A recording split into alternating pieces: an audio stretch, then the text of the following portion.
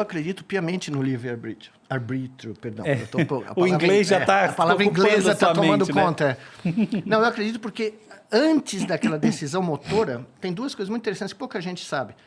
Antes tem um processamento prévio, Claro. que é sub-threshold. Sim. Você não vê o sinal elétrico que a gente registra, esse que você está falando. A gente vê algo abaixo dele ocorrendo no cérebro. E no intervalo de 150 milissegundos, onde o cérebro decidiu e o movimento ocorre, né? Tem um intervalo, tem um delta, aqui, um delay, vamos dizer assim, você pode mudar. Claro, mas aí é inibitório, né? Não, é inibitório, Exato. mas existem modificações, modulações que podem ocorrer nesse intervalo. Sim.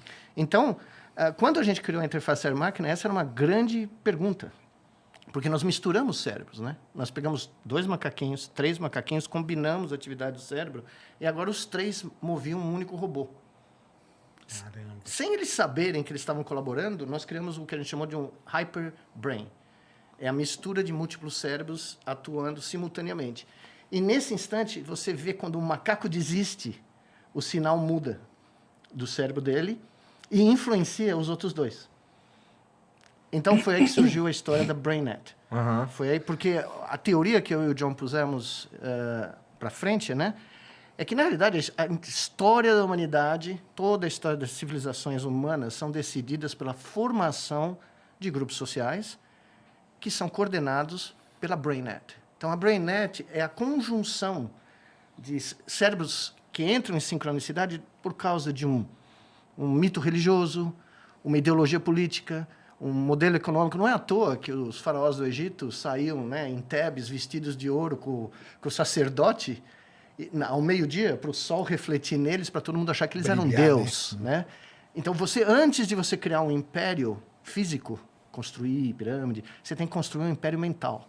Você tem que convencer milhões de pessoas a seguir uma abstração mental que fica mais importante que a realidade, né? E é por isso que esse conceito da BrainNet se transformou num conceito tão importante.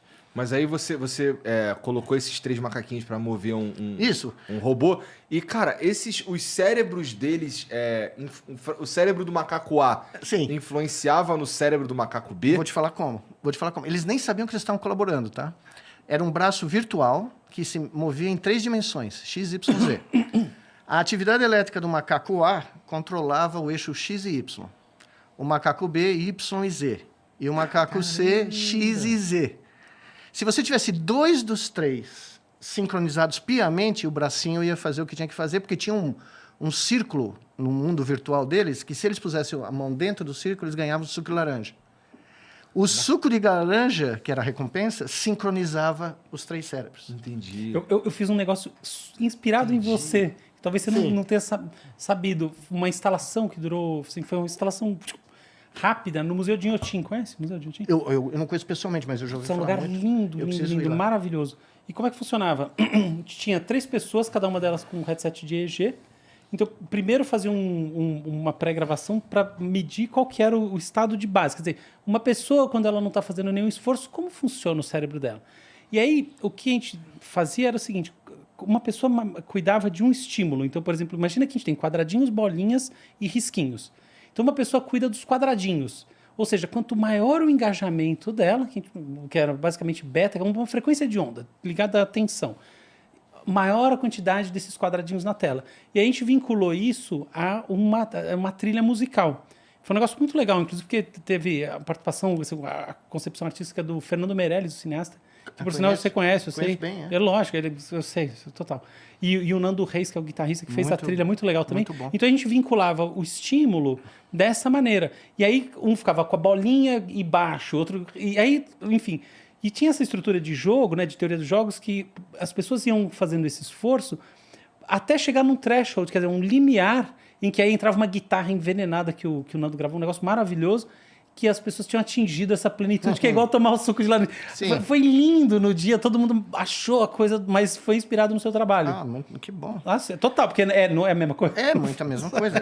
Mas, inclusive, tem uma coisa que também quase ninguém sabe. A gente aprende a ser neurofisiologista ouvindo o cérebro. Total. Você pega o sinal elétrico e manda para um alto-falante.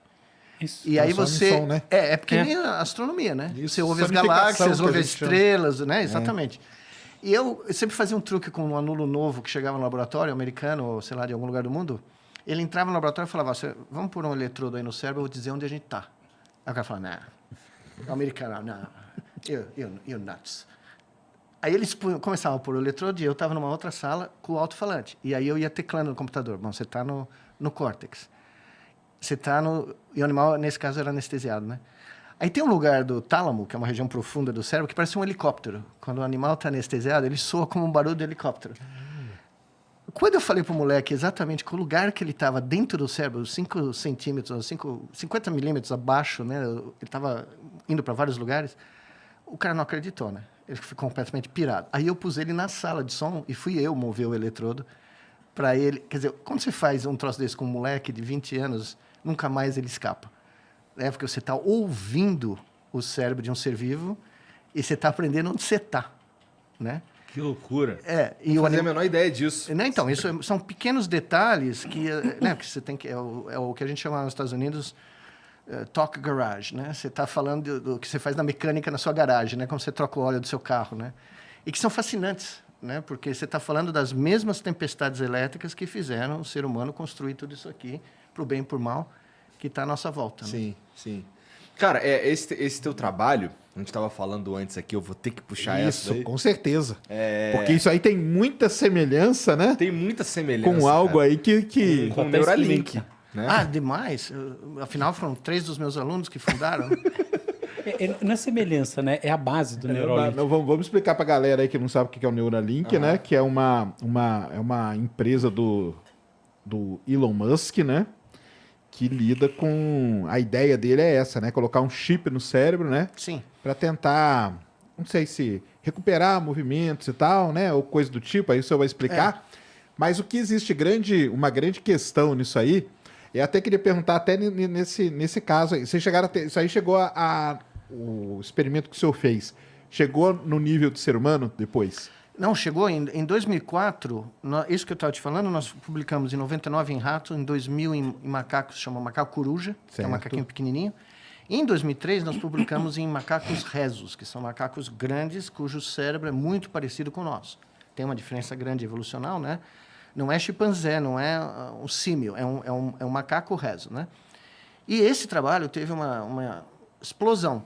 E aí um neurocirurgião da Duke, que é um especialista em cirurgias de Parkinson, chegou para mim e falou, olha, eu tenho pacientes que a gente faz o implante para tratamento de Parkinson, que é um implante profundo, e nesse trajeto até chegar lá no fundo do cérebro, né, nós vamos registrando.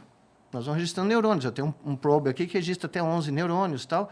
A gente não podia tentar, porque o paciente está desperto. Né? Porque uma vez que você abre o couro cabeludo, o crânio, o cérebro não sente dor, por incrível que pareça.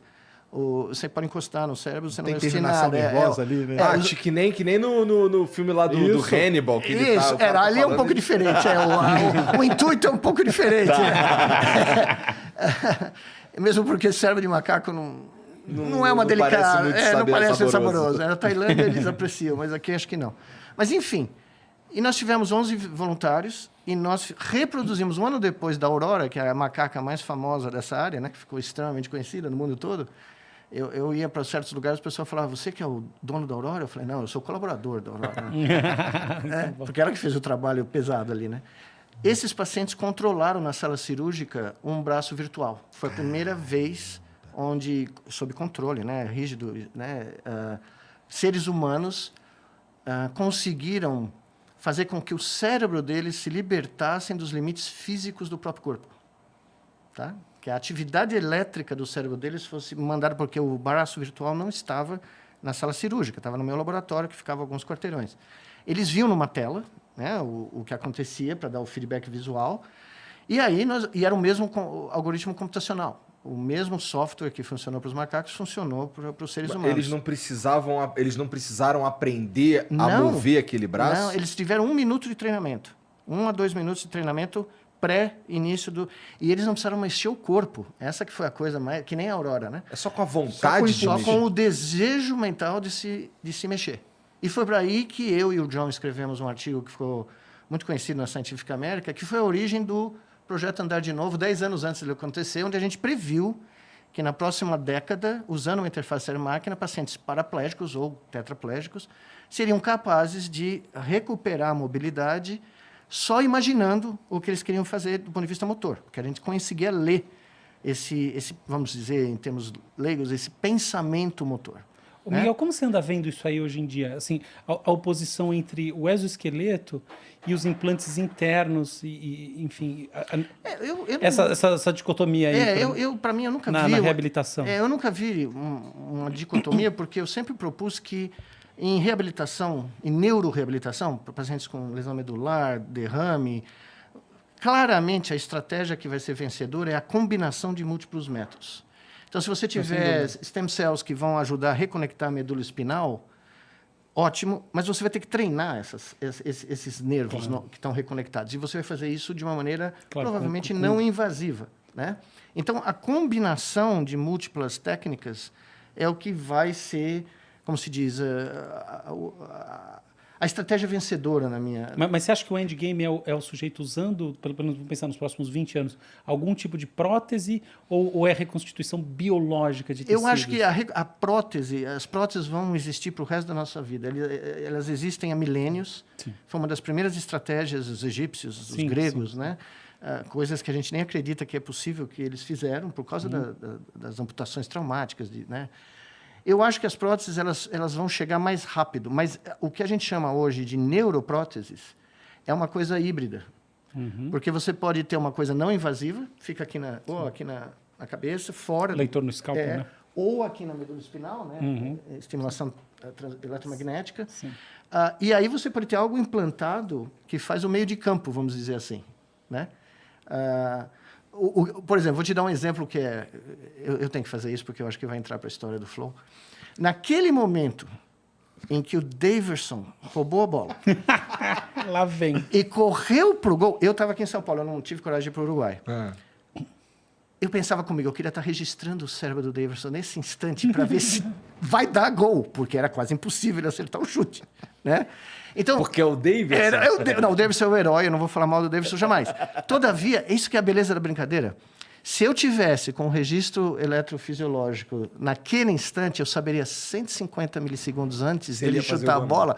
Não fazer o gol, mas que o chute ia sair na direção, pelo menos, do gol. E foi isso que a gente mostrou nos macaquinhos 20 anos atrás.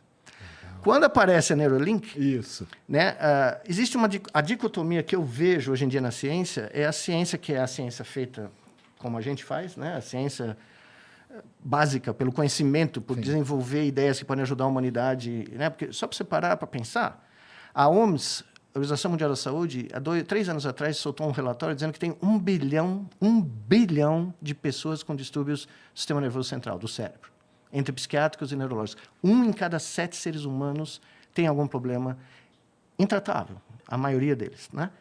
Só de paraplégicos são 25 milhões. Caramba! Vítimas de derrame cerebral, 250 milhões. Depressão crônica, que é difícil de estimar, porque os números são subestimados, mais de 500 milhões. Mais de 500 milhões. Tá? No mundo, né? Então, se você consegue ter uma ideia que consegue escalar a esse nível, maravilha, eu sou totalmente a favor. O problema, o que eu não aprecio, é criar o hype. O hype de coisas que nunca vão acontecer. Cara, concordo tanto com o que você está dizendo. Então, o nosso querido amigo, o Mr. Musk, chegou a dizer o seguinte: não, nós vamos upload conteúdo na cabeça das pessoas. Mas aí que ele me ganha. Não, ele falou... Matrix, agora eu sei como que foi. Matrix, exato. Não, nós vamos aprender... Ele falou francês ou russo, só conectando aqui, né? É total absurdo. Ou nós vamos download um cérebro num CD-ROM. Tá? Nunca vai acontecer, porque o cérebro não é digital. Interessante você está falando, que eu ia te perguntar sobre isso. O cérebro não é um sistema digital, ele é um sistema, se qualquer coisa, analógico. Eu gosto de chamar ele de analógico digital, mas ele é majoritariamente analógico porque ele computa com o hardware. Isso. Então não tem perigo dele entrar na nossa cabeça. Não tem perigo. É copyright protected. Tá? Todos nós temos tem aquele pininho ali, né? Tem. O cara, né, quem foi que deu ela? Assinou o termo de compromisso, ela falou, não, vai ter um copyright no barato, né?